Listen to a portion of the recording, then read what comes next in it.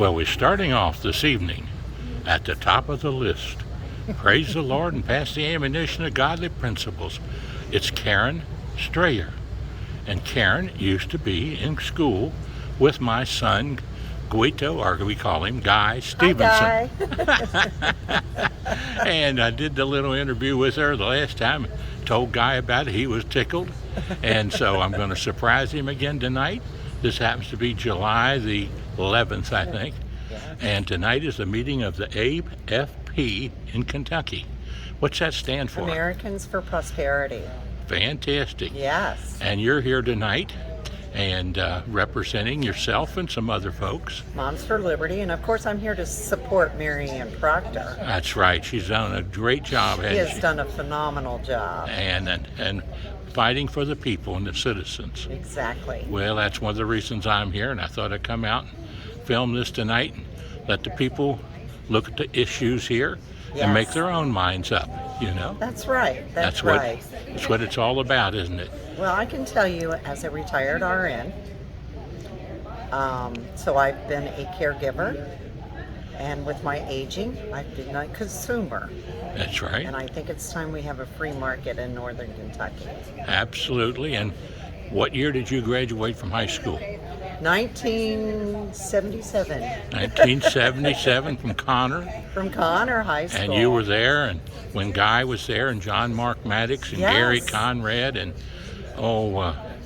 let's see, James Willoughby. Yes. Glenda Stacy.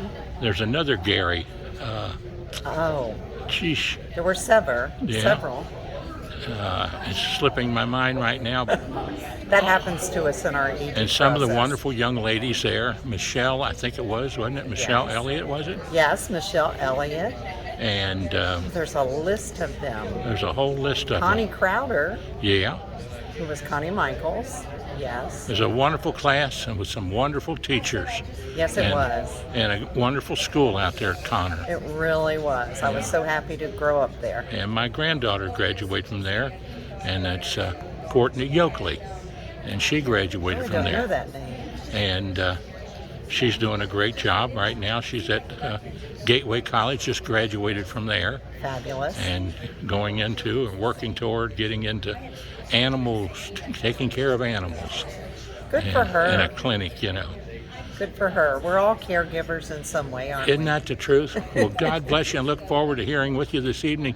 Karen Strayer travels with Dr. John Stephenson, former superintendent of education. Join us on YouTube and Facebook, trying to educate the citizens of all of Kentucky and greater Cincinnati and all across America with our YouTube site and Facebook sites. Nice to be with you this evening. Nice to be with you. There you go. Now, I just wanted to say hello to this lovely young lady here who happens to work here also. And your job is to be a manager here, right? Assistant manager, yes. Assistant manager? Well, that's a manager. I used to be a manager of Frisch's Restaurant years ago and trained managers there many years ago. And the assistant manager was just as important. Yeah. And tell us a little bit about the place here. Well, it's owned by Leo. Stacy's the manager. We do weddings, quinceañeras. We can host about 300 guests. Beautiful place. It's fun to work here. First time I've been in here. Yeah, a lot of people say that they're not too familiar with the place. Do you have a phone number where people can reach you? Yeah, there's a business card right there. Oh, good. I'll take a picture of that then. Okay, thank you. And your name is? Christy. Christy, nice to meet you this evening. I'm Dr. John Stephenson. Nice to meet you. And this is our Travels with the Stephensons YouTube and TV channel. Are you ready? Are you ready for the Lord? And Facebook under John Stephenson. And God bless you, and nice to be here with you tonight. Thank you, and God bless you. Look forward to a nice evening. Yes. And let's take a little picture here. The Florentine Event Center. Get that information right there. Take a little picture of that. The Florentine Event Center, and you can reach them at 1-859-412-0471. God bless you all and have a great day. It's a nice event here. You'll enjoy yourselves.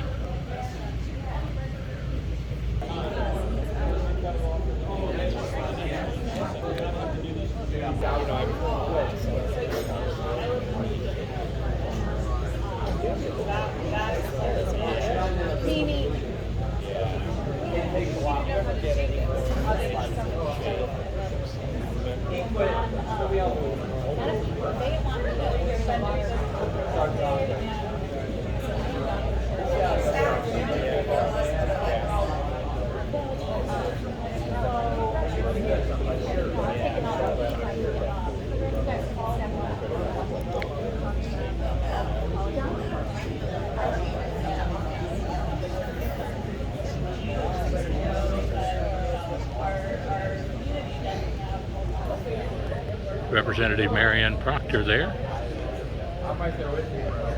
doing a great job here for Northern Kentucky.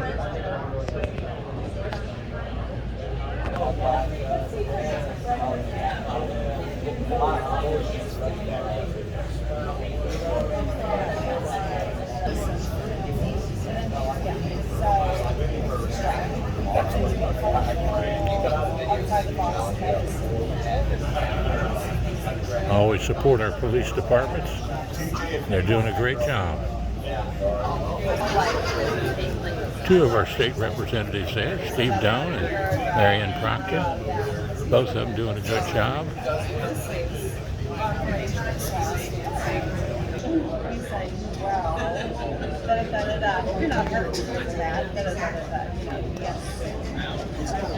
Steve Down. Fantastic. God bless you. Have a great evening. Take care.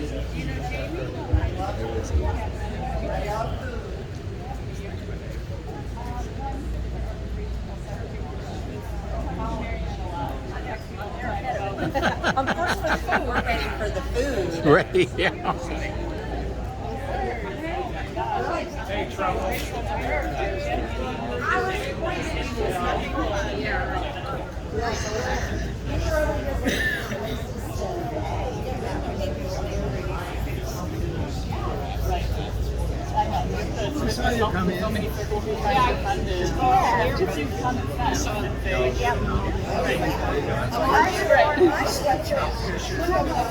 Well, it's always cold in these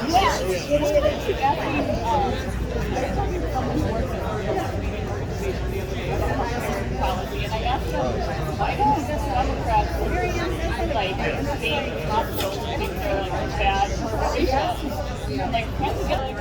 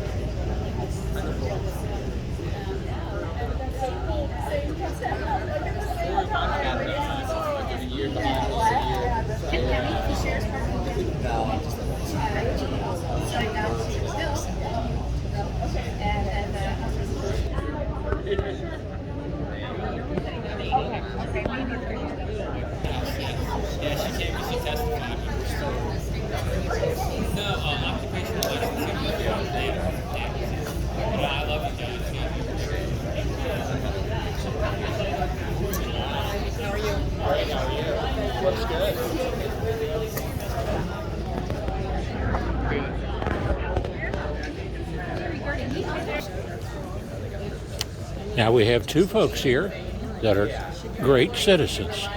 One's a representative and the other one is a great man. Fantastic. God bless the veterans. Now tell me your name. And your name. Marianne Proctor. The star of the show tonight. And bless her heart. Well, I just told somebody, I said, what do you think about her? And I said, she's doing one heck of a good job. And I'm really proud of her. She makes a good room.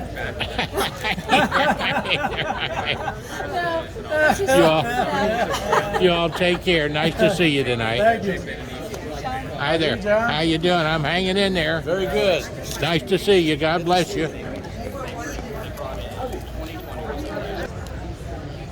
Now we have, your name is? Cole Cusick. And what brought you here this evening? I work for the Commonwealth Policy Center out of Frankfurt.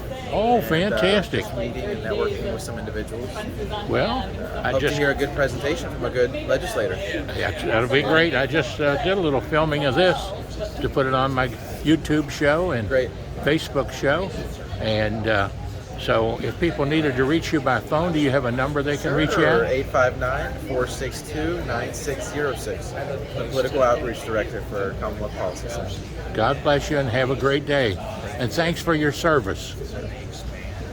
Gallagher. I'm Grassroots Engagement Director for Americans for Prosperity.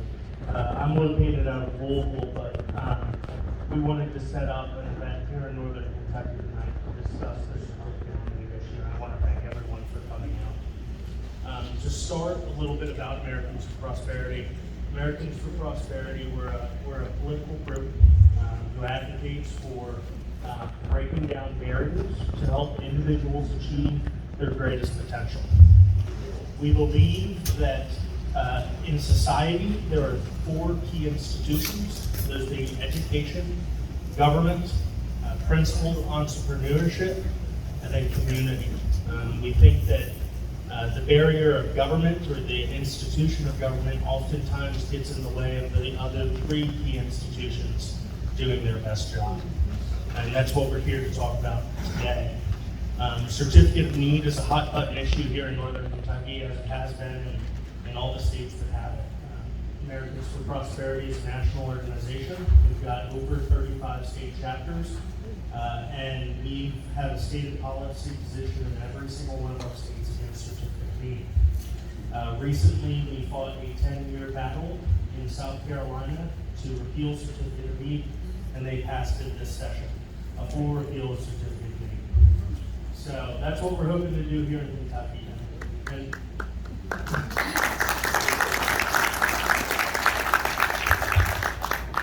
as a state, we have 6 full-time employees here who are dedicated to our policy positions, and then we're coming up on the number of 20 part-time employees here in Kentucky. Our goal is to continue to help with this issue.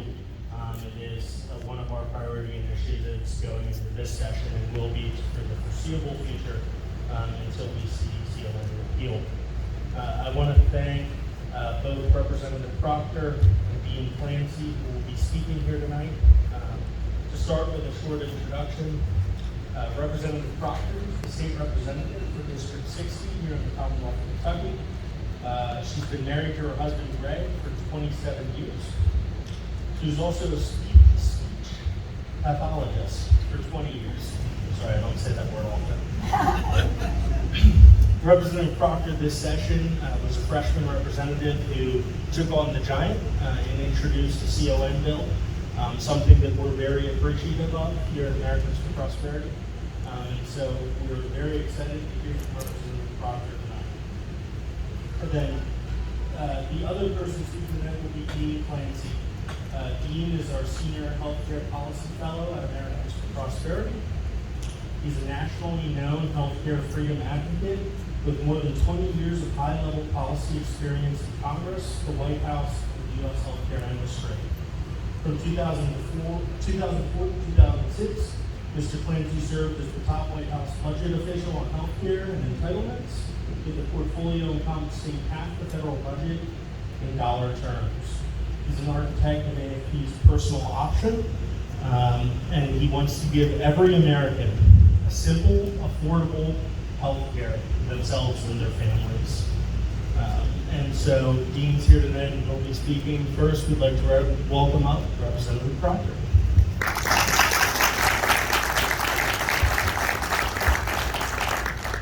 Guys, thank you so much for Americans for Prosperity for hosting the dinner tonight. It was really good. And we thank you for the opportunity to talk about certificate of need. I don't have to define it. I'm pretty sure everybody in this room knows what it is. So I thank you that you're here. As Liam said, my background, I am a speech language pathologist, and for 20 years I was in the healthcare industry working primarily with people with neurological impairments. So I'm familiar with the healthcare system. I understand how it works. What was interesting to me, I am a transplant. I'm not from Kentucky. My husband and I were from Texas, but don't worry, like I tell you, we come out the womb with a Bible and a rifle, so we're good. But when I worked in Texas, there was no certificate of need. I worked in the medical center where there were multiple hospitals. Myself, I worked for a freestanding not-for-profit hospital, 119 bed, that did catastrophic care. To have competition always breeds excellence. The hospital that I worked with was in the top 3 nationwide for all the years that I worked there. So even though we were a medical center, I had many other hospitals there, and yes, we did do about 20% charity care. So it can be done when you have competition. So what compelled me to run, as many of you know, I'm a freshman. My husband and I chose to be here in Boone County. We love it. This is where we have built our home, and this is home for us. So when we came here, 2020, did me in, when we lost our constitutional rights. So I felt compelled to run. As a speech pathologist, I was disturbed that we were masking children. I was disturbed about the vaccines. I was disturbed about the school choice. I think COVID exposed a lot of issues and certainly exposed the weaknesses in our healthcare system. I was always aware of that. When I moved here, I thought it was strange that we only had one healthcare provider, and I didn't really understand why. Fortunately, I haven't had a lot of medical issues, so I didn't really worry about it, and I don't work here in Kentucky. So, prior to leaving, so it was interesting to me, but when I was out knocking doors, I heard from you all. And I would say that this was probably one of the top 2, 3 issues that I heard from the people were like, we need healthcare choices. Many of you have heard your stories. And so it compelled me, how could I not run this legislation for so many of you that are sitting here in the room tonight, have heard your stories and know what they are. For you all is why I ran that legislation. Because it's kind of like the why. Why are we running it? Why are you taking on the largest employer in Northern Kentucky? Why are you taking on the 8,000-pound gorilla? Because you all asked me to. And I felt like I'm not doing my job if I don't. So with the help,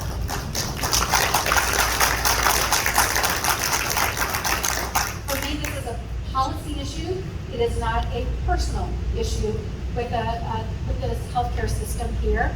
Sometimes it's perceived that way, but most certainly it's not. My issue is, why does the government determine who can come in and have a healthcare system? I believe we have 20, I'll let the experts speak on it, they know better than I know. I believe there are 20 different services that are regulated here in Kentucky that prevent healthcare systems from coming in. So hospitals, ambulatory surgical centers, dialysis, MRI, PET scans, ambulance services, just to name a few. So with the help of some people and some of my fellow reps, Steve Young is here somewhere, he carried back there, Steve Young, signed on to this bill. It was House Bill 312 that we submitted this last legislative session. It was not picked up by leadership, not completely surprised by that. It was a short session. I'm a freshman rep. What am I doing? Stirring the pot, taking on the hospital association, the chamber, and then largest healthcare provider of Kentucky. So they did not pick it up, but what they did do, we came back with the House concurrent resolution. I ran that as well as Senator Williams. He also ran it to help get this started so we can have a conversation. So legislatively, what we're doing now, there is a CON task force. It's a bipartisan group that we meet once a month in Frankfurt. There are 10 of us. There's 5 senators, 5 House reps. I can tell you we've only had one meeting. It is public. You are welcome to attend it. You can also watch it online. It's on YouTube and on the LRC channel. From my first impressions, I feel like I'm maybe the only one that is quite passionate about this. The two co-chairs, one he's a physician and local, and the other one, he's a great statesman from the House, but healthcare really isn't his wheelhouse. So there's going to be a lot of education. So that's one of the things that we're hoping to do, and your voices matter. So, this task force will be going on from now until December 4th. By December 4th, we have to have recommendations about what does it look like for certificate of need. So what I've done, I've submitted to leadership. These are the people I would love to come to expert testimony. And Hopefully they will do that. I don't have any control over that. But I will tell you that the voice of the people matter. And I can give you a really specific example. Recently, there was a chaplain at one of our hospitals that was going to be fired for the very theological beliefs that she was hired for. She was going to be fired for, and it had to do with completing the CEI training because of saying that you have to affirm things that she could not do as religious conscience. When that word got out, she posted that and it got picked up by lots of people. I know a lot of people called and emailed, and they were able to meet with her and come to agreeable terms. So there was some compromising on that. That it was a good outcome, I think, for everybody. So I think that shows the power of the people, that when you call and you email, it matters. And I know right now, some of you have already been calling our legislators, the people in the task force, and emailing, and certainly leadership, letting them know this is an issue we want. We want to repeal or reform CLN. It's important. I think it's important to do that. Be brief, be courteous, and ask them, how are they going to respond? I think that's a great way. I read those emails and I get them. So I think we all do. It can have an impact. I think my experience in Frankfurt is in northern Kentucky, we're considered a little bit different. Right? We're kind of considered the suburb of Cincinnati. Our media market doesn't cover Kentucky news, so you guys don't get to see what's going on a lot, which is kind of a disservice to us. But we're treated a little bit differently. I don't think the leadership recognizes what a big issue this is. How in northern Kentucky we have 17 counties in Kentucky and southeast Indiana that are controlled by one hospital system. I don't think they're aware because most leadership lives in Louisville where they have multiple choices.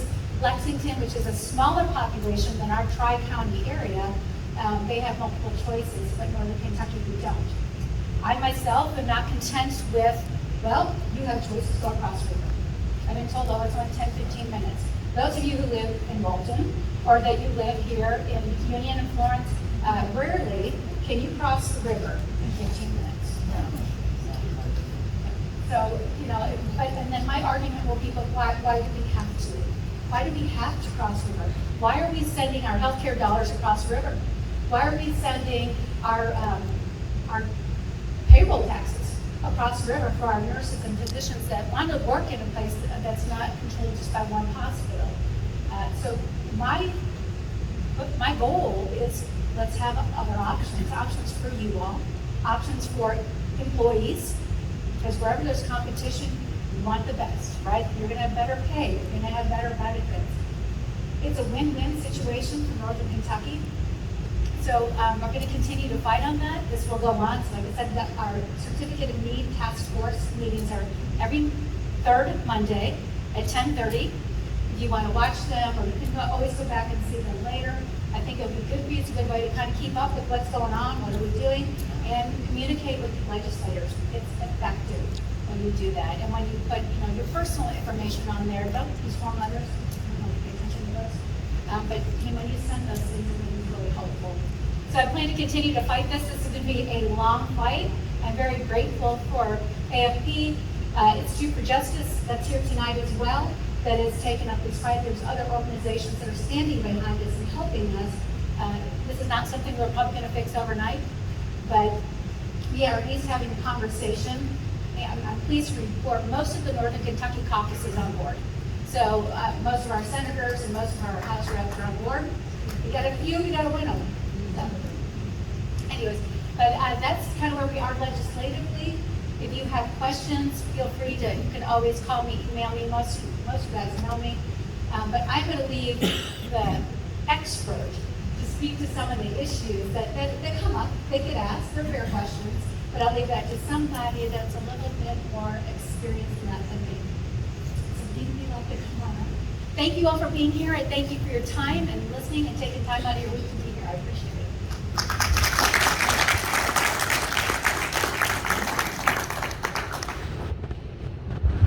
Representative Proctor, you are a real inspiration.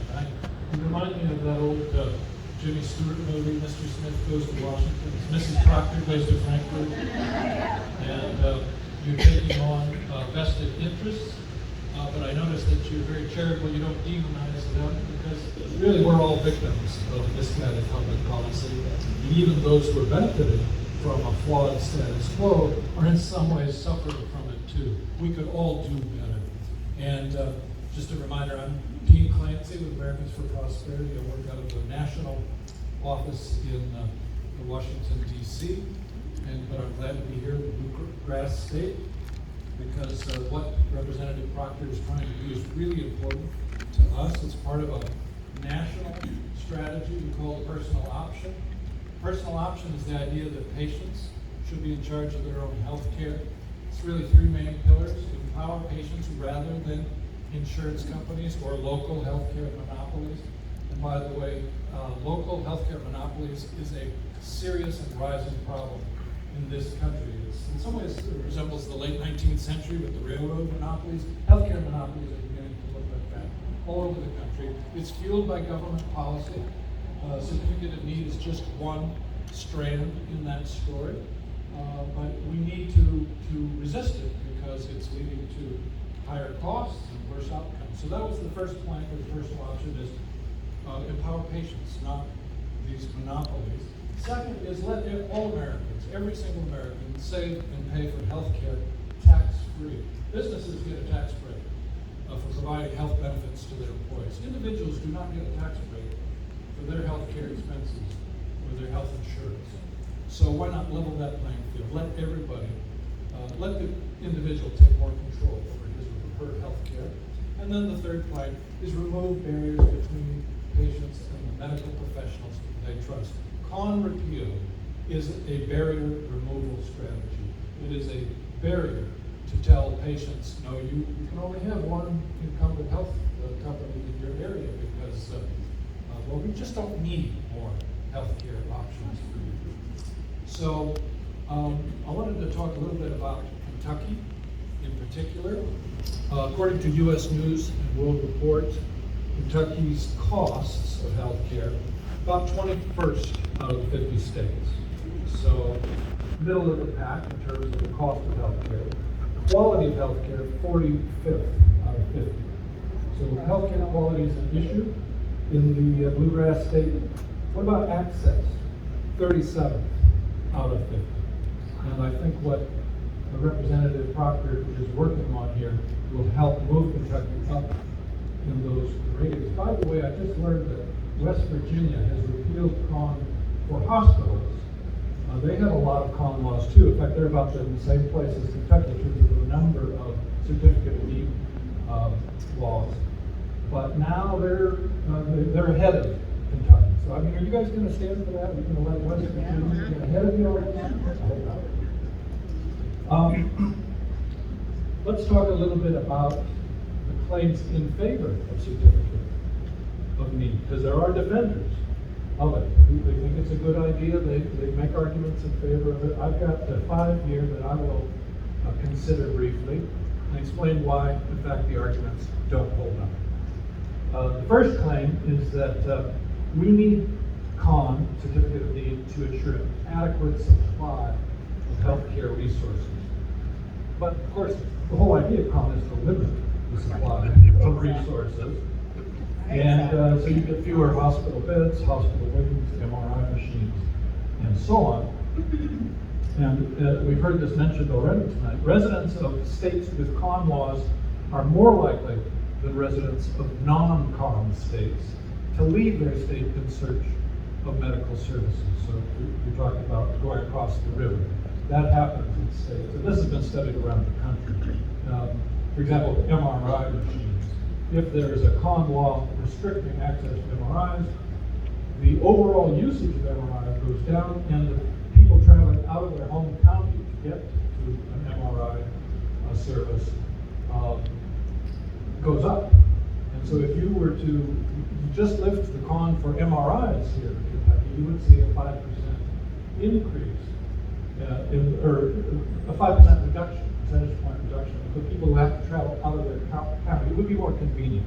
The overall number of people using MRI would go up. So the incumbent MRI centers who think they're being protected by a con would in fact benefit because more people will be using the service because it's more convenient. It's common sense. Second claim in favor of certificate of need. It protects access to healthcare in rural areas and underserved communities. Fact is, and the data show this, there's less healthcare facilities in rural areas in states with calm laws. It's a pretty simple correlation. Third claim, con promotes higher quality of care. Fact is, deaths from treatable complications following surgery and mortality rates from heart failure, pneumonia, and heart attacks are all significantly higher among hospitals in con states, higher than in non-con states.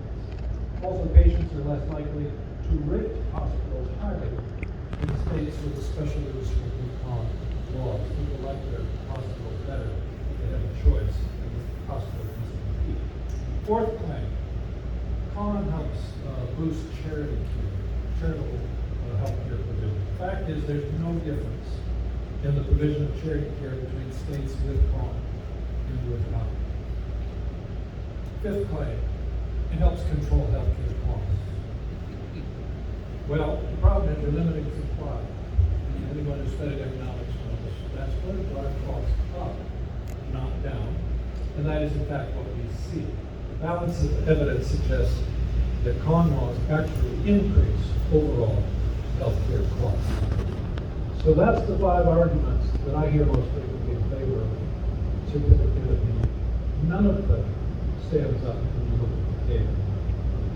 And just to conclude, I've forgotten now what I was going to conclude with. Well, I was going to conclude with urging you to do better than West Virginia. I've already done that.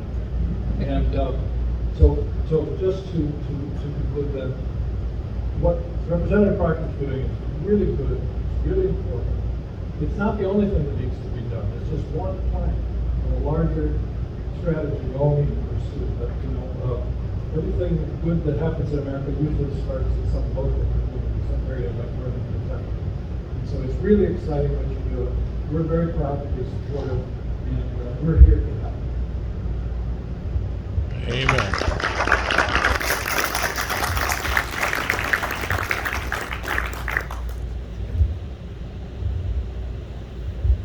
So at this time, we'd like to have Representative Proctor come back up, and if anybody has some questions for either me or Representative Proctor, we have a little question and answer time.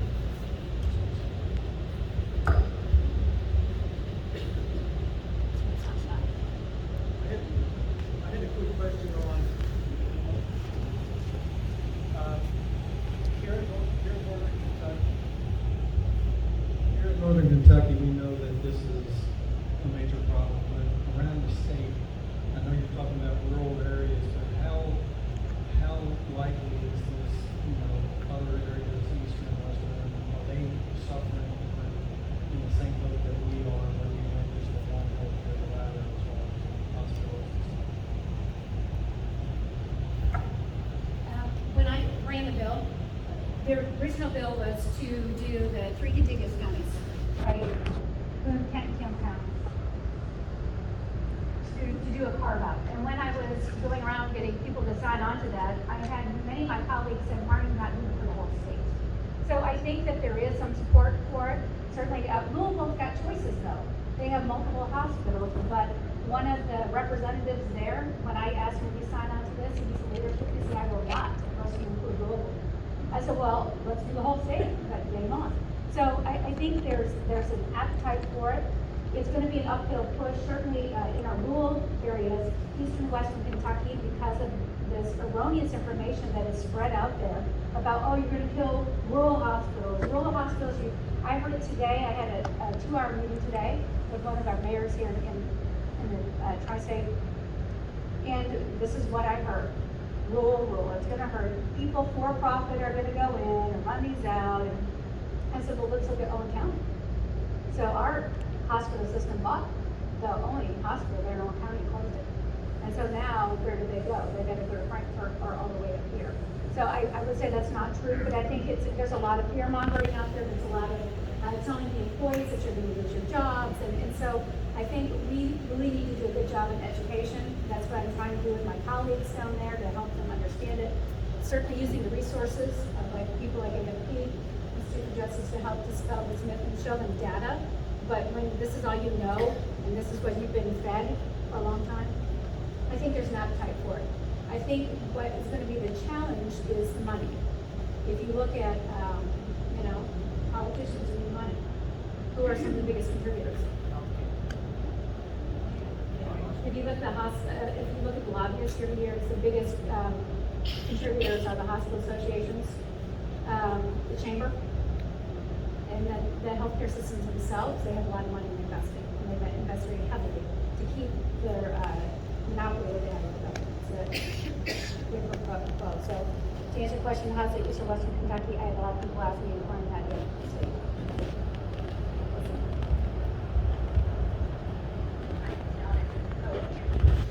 So, kind of really looks, but do you have any antitrust or anti-monopoly type laws in Kentucky?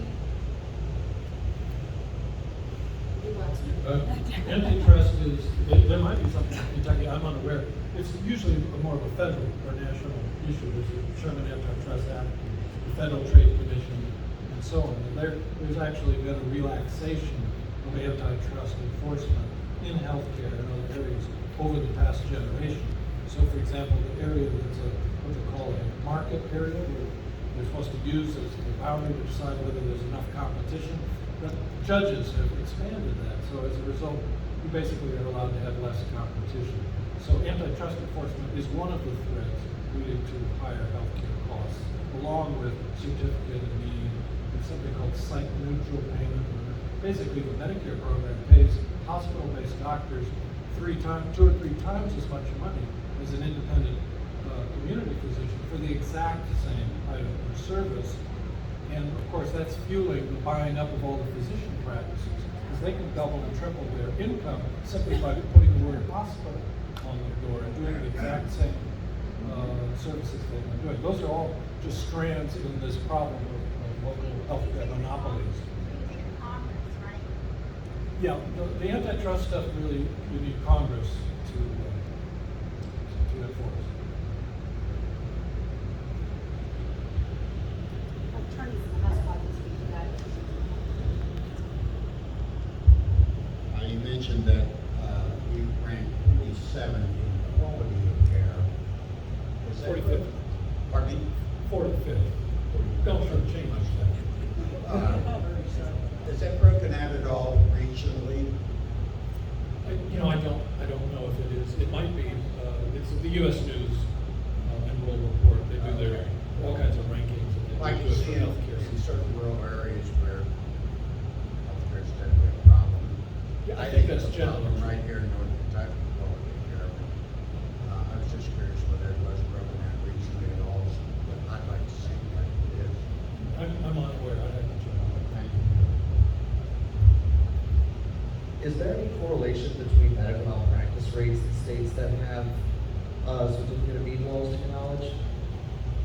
I don't know if there's a correlation there. What would be your theory be? They're monopolies, they're rent-seeking entities, offer lower quality products at higher prices and lower So quality. if you have more monopolies, you would have lower quality, therefore more medical malpractice. I can say this much, I trust a hospital in Louisville more than I trust a hospital in Over Kentucky. And it's because there are more options. There's more options. Yeah. It's an interesting theory.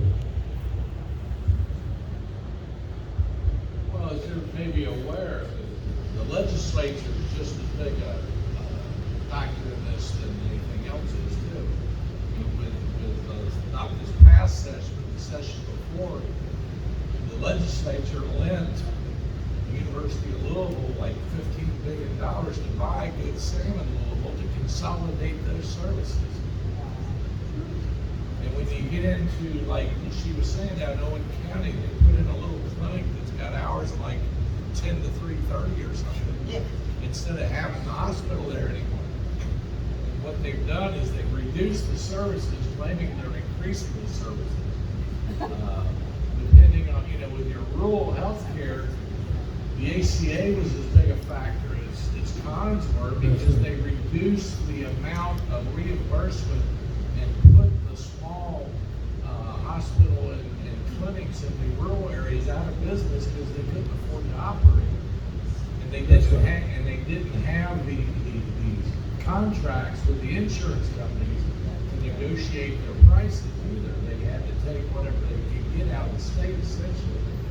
I mean, there's a whole lot more to this than just cons. If everybody remember, over on Mall Road, there used to be an MRI center. Over in over in Independence, there was a CAT scan, independent CAT scan facility. When my wife got sick, we needed a CAT scan. You had to call a network, and I know I'm going on about something here, but you all don't need to hear it. But we had to call the network of St. E to get on their list of being able to get into a CAT scan. That wasn't satisfactory to me, so I called my insurance company. They called the entire area. And the closest one was up on Coleraine, and the other one was up by Bethesda North. And she wasn't able to travel in a car that far. So we had to more or less wait on St. E's good graces to get the CAT scan to establish what the entire problem is. And that's something that doesn't matter now. That was what we thought, just trying to get care. She was born and bred in Northern Kentucky, didn't want to leave Northern Kentucky for anything. But she couldn't get the care she needed in Northern Kentucky because of the system precluded her ability to get the care she needed at a timely manner. And that's all I got to say. Thank you.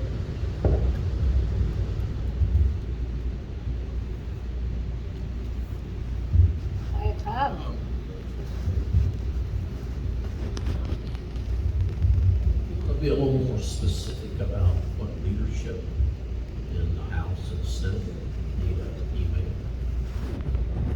I would say the people on the task force, certainly letting them know. I don't think it ever hurts to express things are important to you, to our Speaker of the House, to the President of the Senate, to let in the House, I don't see the House station because the ones that I know. But I would, it never hurts to let them know, because again, I think sometimes they aren't really aware of the needs of Northern Kentucky, certainly with this issue. So is the task force listed on the legislative research? It is.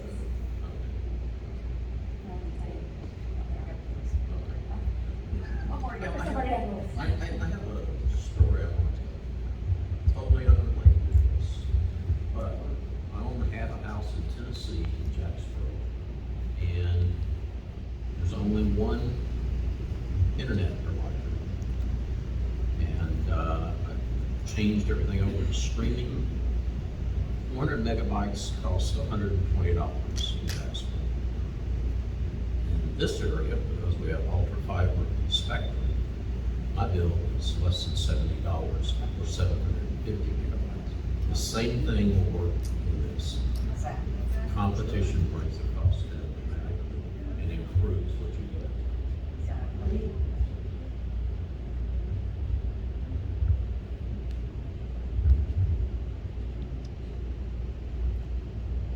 One good thing, fortunately here in Northern Kentucky, we have Christ Hospital has a facility, and I go to that very regularly, and I'm very thankful for it, because the situation I was put into about 7 years ago was oh, we're going to amputate your leg. And I said, no, wait a minute here, we have to have some viable options on this too. And I immediately, when I was told this on July the 10th, 2017, I was up till 3 o'clock in the morning at St. Elizabeth Hospital, calling Christ Hospital. I got through the right people, and they said, we're going to get you out of there. You're going to be picked up by an ambulance. We're going to get you over to Cincinnati here tomorrow morning. I've never been back in that hospital since, so you know that. So I'm a survivor of that. Thank you very much. But that's one good thing that we do have that here, so there is some groundwork that's being done. Thank God it's there. And like the situation you talked about, a CAT scan, I know they do that over there, because I ran into a situation like that 4 years ago, and I had to go through a situation like that with St. Elizabeth. Luckily, I got through, so that's the good news. Thank you again.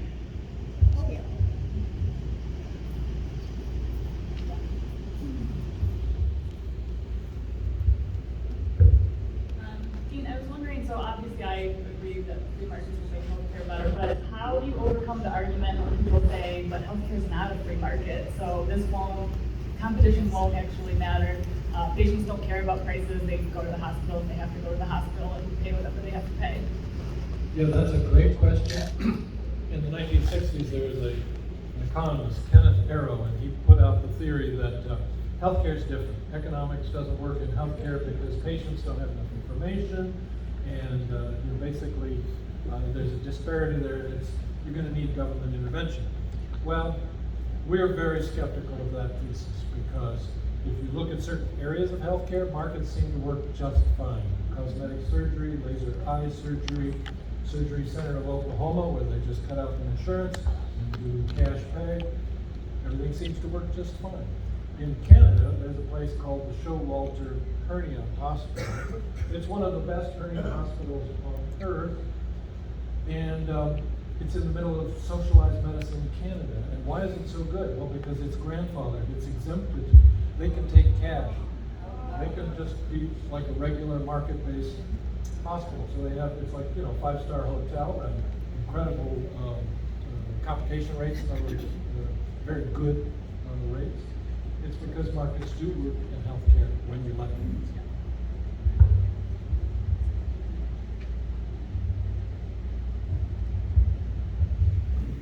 To Walt's point, do we know, does anybody know here, if, say, certificate of need gets removed, do we know of any facilities other than maybe Price that have said, hey, we'd love to come in?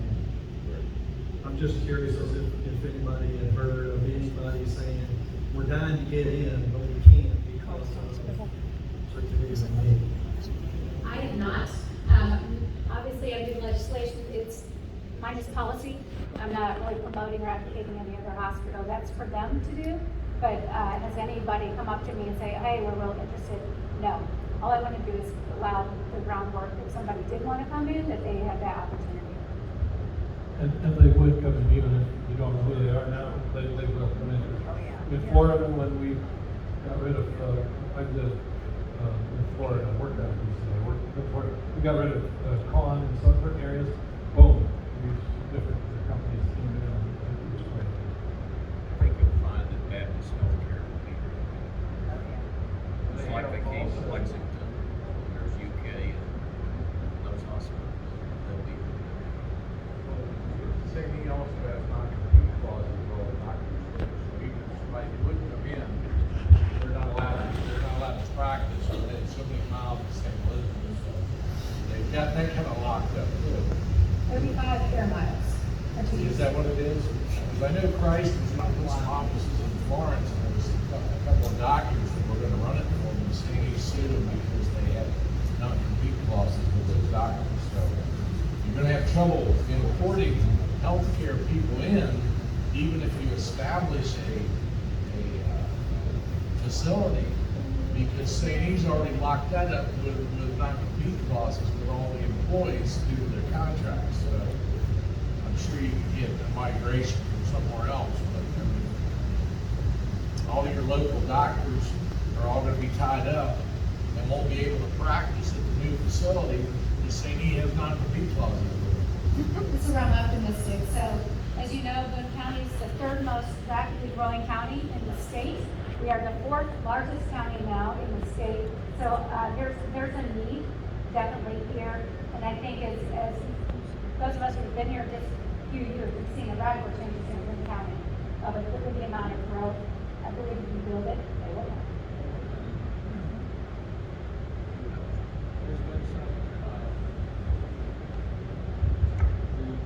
No competition clauses are now coming under fire on the federal level. That could change fairly quickly. So Vermont, oddly enough, Department of Labor is actually in favor of getting rid of no competition clauses. It's going to be litigated, but that aspect of things could change dramatically in the next couple of years.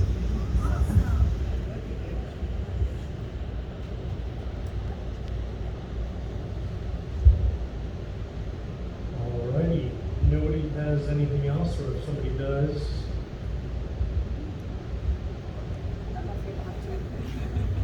I'll address this to you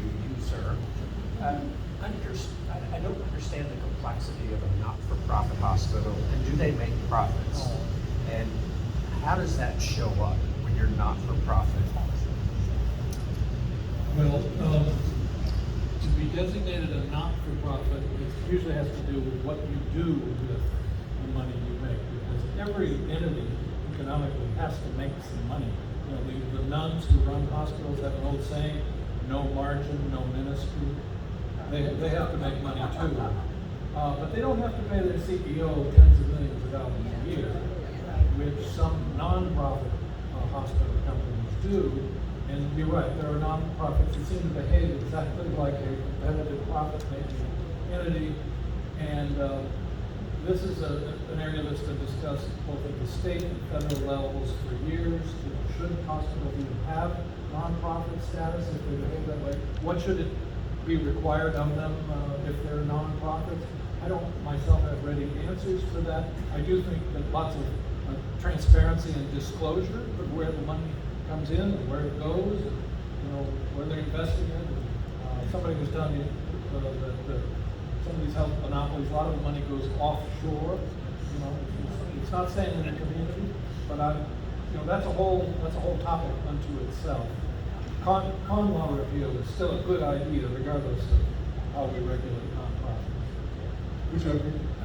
Absolutely. Free market is always.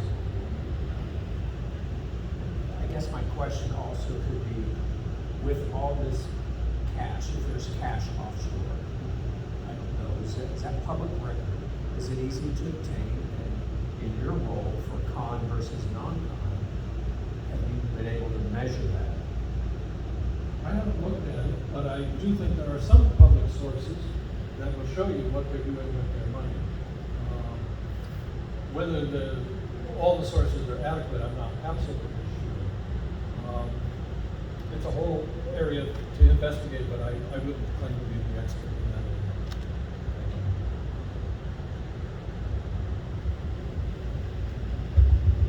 area. Marianne, I just wondered, as we move forward on this, is there more legislation that you would have to enact to go forward on this, to keep this momentum going on this? Is it going to take to get into the next session that's okay, that's what I thought. Right, so the whole purpose of the task force is at the end, by December 4th, to come up with recommendations for what is that going to look like, and then from there, the legislation, hopefully that we get some legislation, regardless of the following it, or we keep following it, as long as it's in August, and feel that passionate about it. So we were actually, it's kind of interesting, we just, so Gary here and TJ Robert, Steve Doan, we're all kind of talking about just the child is, it's called a child, the CHFS, Child and Family Health and Services. So apparently they use certificate of need. And so, you know, just on the subject of, you know, Walter was talking about with, you know, legislation, can we just cut that out? You know, what can we do? I mean, can you just imagine the Medicaid dollars that are flocking into, I mean, that's such a big giant rat nest right here. Anyway, but just pay attention to that. There's a lot of it going on.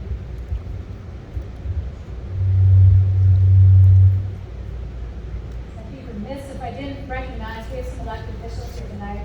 Right there, Dave Brown, he's the mayor of Walton, who has been a strong supporter of writing resolutions from the city to repeal steel land, and Representative Steve Bell from Kent is here as well, and champions that help with this cause. So I should have thanked him as well.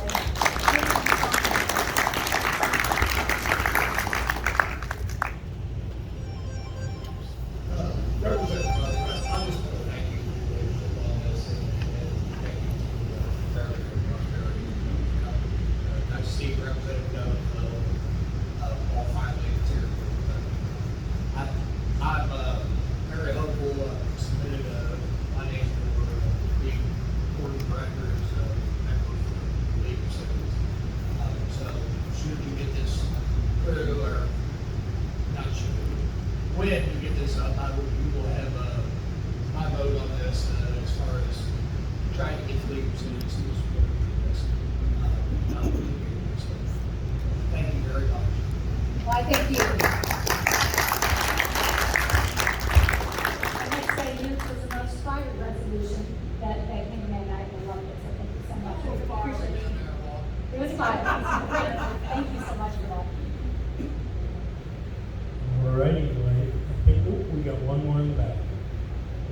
last one and one more after that, and then we'll wrap. I just want to say that I lived in Ohio as a and I worked in Ohio, and then I got a job in Kentucky. It's so easy to just apply for a Kentucky license, and I had a full license in both states. There's no reason doctors can't do that from Cincinnati. I'm living in Kentucky. We would love for them to come, and we would sure like those healthcare and dollars and payroll tax dollars. So, goodbye.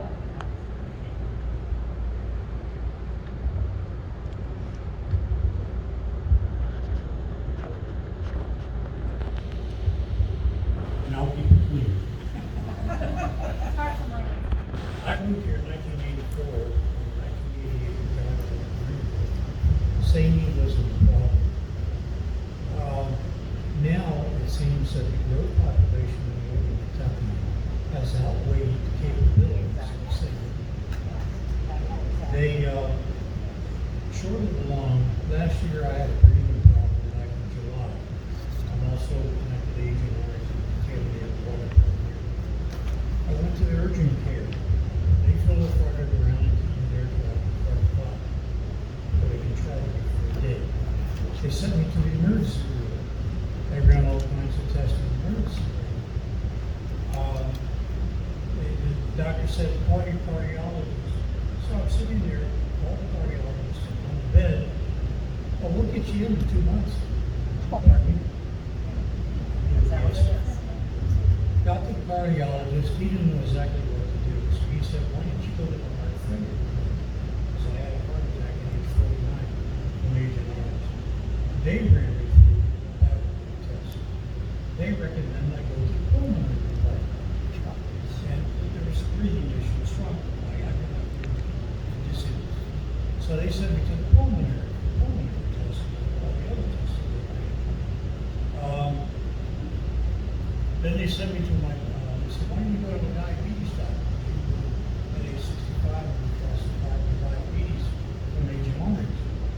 Well, that office found they needed some work, but my family doctor put me on insulin on a nighttime basis. And when I got done with the diabetes doctor, he put me on insulin 3 times a week.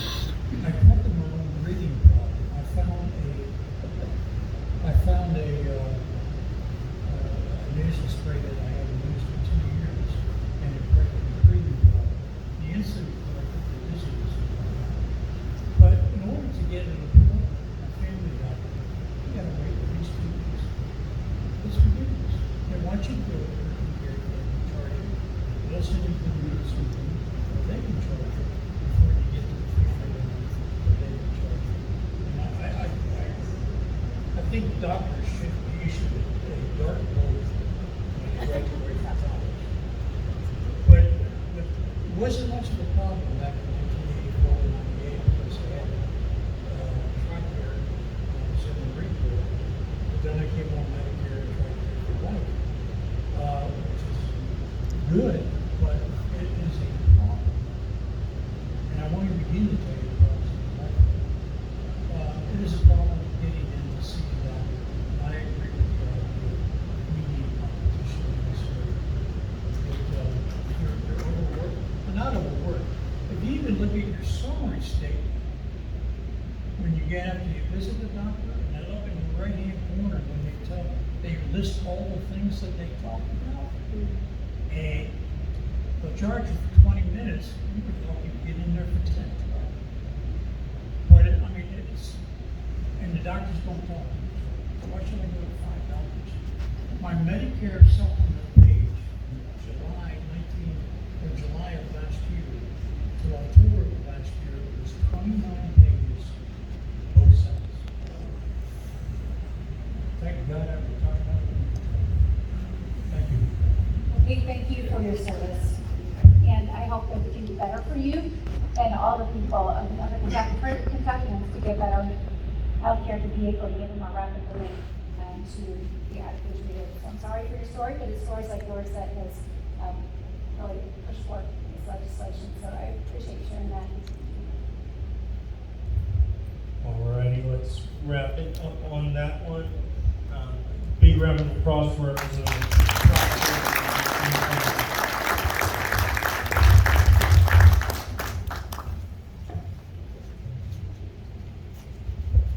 Before I bring up our last person who's going to close us out, I want to say that the stories that we're hearing here tonight are stories that need to be shared. Putting a personal touch on this issue is what needs to happen. When we sit here and talk about certificate of need and talk about Medicare and Medicaid, people don't understand a lot of the times what we're talking about. But when you have Walter talking about how a hospital wanted to cut off his leg, right? There's nothing that leadership can do to ignore that. When you've got people talking about having to go and wait 2 months to get a breathing problem fixed, there's nothing that they can do to ignore that. So please, if you have a story, come talk to one of us. At the end here, reach out. We'd love to tell it. We'd love to have you tell it. So, you know, with that, I want to introduce, bring up to close us out, our new state director, Heather Lemire, is coming to AFP with years of legislative and policy experience. She worked for Charter Communications, and now she's with us, and I'm very happy about that because she's much smarter than I am. I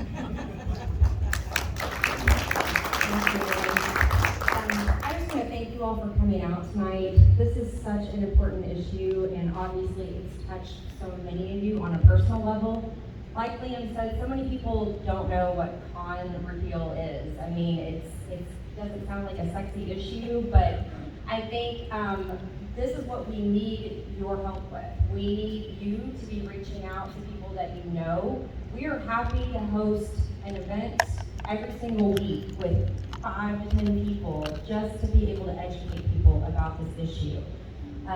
We're willing to do the legwork on getting it organized. We just need you to reach out to your friends, to your neighbors, and talk to them about this, and then we'll do the work to educate them on it.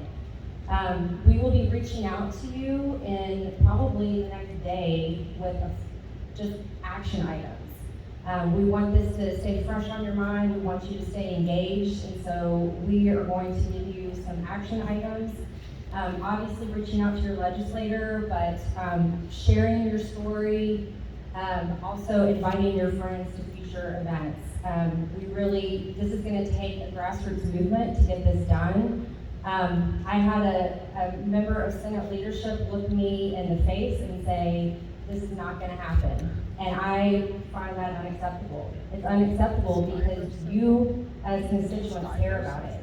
And so we have a fight ahead of us, but we can win it with your help. And so I thank you so much for being here tonight. Thank you, Representative Proctor, and thank you, Dean, for your support. Yes. I'd like to bring one question to your attention, particularly since you're ready to close here. The media is extremely important. And you've got a member of the media here tonight, the political writer, Mr. Payne from Link. And I'd like to give him an applause here because he is here covering this. And I remember the days of Mike Farrell and Judy, who has the Tribune, Northern Kentucky Tribune. I don't know if anybody's here from the Tribune or not, but my best friend in the press was Vance Trimble and Mark Nykirk, who's over at Northern Kentucky. But you got to get the word out to the people.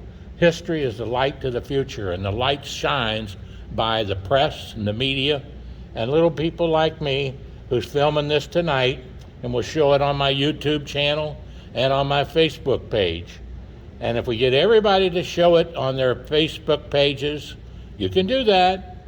Everybody can use it. It's not copyrighted. It's here to educate. I'm the old superintendent of education, right, BH? You got to educate people. You can't change their ways until you educate them. And you do that with love. Red, yellow, brown, black, or white. Love. You got to love them, and you got to tell them the truth. And this lady's got a lot of truth. It's Miss Proctor here. I've listened to her, you know, and I've listened to her and watched her, and Steve Doan back there. Yeah, he's got a lot of truth too, and he fights. You know something? It takes those kind of people to get the job done. So I'm glad to be here with you tonight. Watch it on YouTube. Watch it with Mr. Payne over there. I know he's going to have some things to say about it, or he wouldn't be here. Give him a hand and tell him you love him. How do you find it on YouTube? You find it on YouTube by going to Travels with Dr. John Stephenson, the last elected Superintendent of Education for the Commonwealth of Kentucky, and former Commissioner of Motor Vehicles for the Commonwealth of Kentucky, and as my wife says, Chief Peon and Bottle Washer. Going into my 80th year, September the 4th, and I'm still fighting every day, right, Jeannie? An old school teacher, a government teacher. God bless you, and you can see it on Facebook under John Stephenson, spelt with a PH if you want one of my cards. I've been a real estate broker for 51 years. I don't sell any real estate, but I help a lot of people. And you can get in trouble helping a lot of people sometimes, so say a prayer for me too. God bless you and have a great day. Thank you. And I would sing My Old Kentucky Home if they want me to. Would you like that? Well, hang on a second. Let me give my camera to this gentleman right here. Here, I'll just let you take the mic. I'll take the mic. Now, it's a little hard for me to stand up, but I'll try it. The legs are about shot, under antibiotics right now.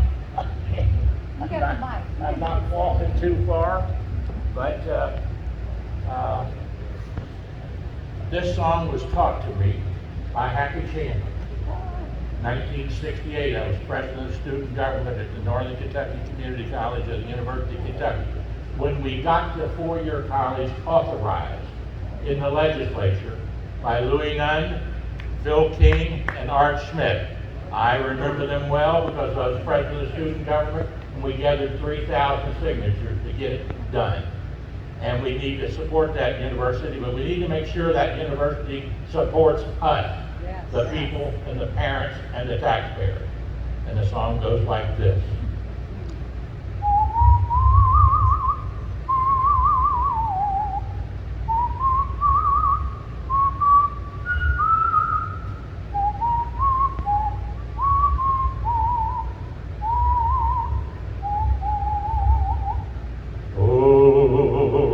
The sun shines bright on my old Kentucky home. It's summer, the children at play. The corn tops ripe and the meadows are in bloom, and the birds make music all the day. Weep no more, my ladies, oh, weep no more today.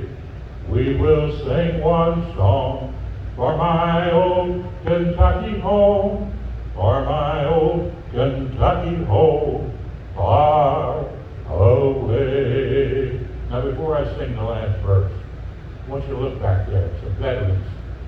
Wave your hand, raise your hand if you're a veteran. Where are you, veterans? Raise your hand. You know something? They laid their lives on the line for our freedoms. Our freedoms were given to us by God. And we had founders that knew that when they wrote that Constitution, the Bill of Rights. We don't want to give those up without a fight. America, stay for godly principles. And remember the children. I'm in my 80th year. My days and time is numbered. But the children are what's important. We need to leave them their freedoms. And it goes like this. Oh, the children roll on the little cabin floor, all merry, all happy and bright. By and by, hard times comes a knocking at the door. Then my old Kentucky home says goodnight. Now join in with me. Weep no more, my ladies. Oh, weep no more today. We will sing one song for my old Kentucky home, for my old Kentucky home.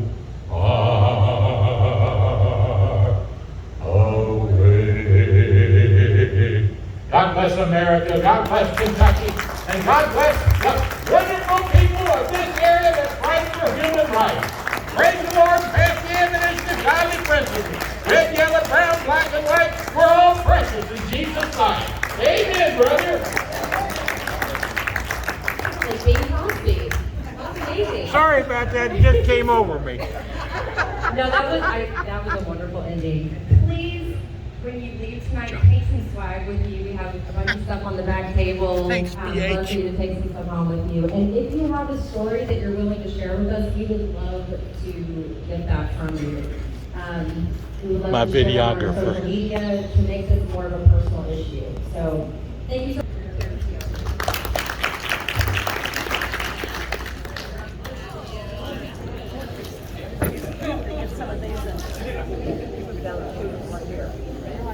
Steal one of your cards. Yeah, go ahead.